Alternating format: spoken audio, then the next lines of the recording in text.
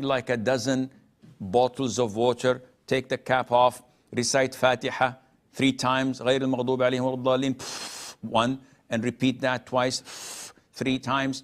Then Ayat al-Kursi 3 times, blowing after each time. The last 2 verses of Surah al-Baqra, آمن الرسول بما أنزل إليه من ربه والمؤمنون, 3 times, and after each time you blow. And then the last 3 quls, chapter 112, 113, 114. This is 1 set, blow. Read the set again, then blow, and a 3rd time. And drink from these bottles in the morning, in the afternoon, in the evening, before you go to bed. Put them in your backpack, wherever you go, carry a bottle. Drink only from these with the intention of recovery and cure. And in your sujood, make a lot of dua that Allah Azza wa Jal relieves you from any illness, any sort of anxiety during prayer. 5 days max, 5 days to 1 week, inshallah, you will be good as new.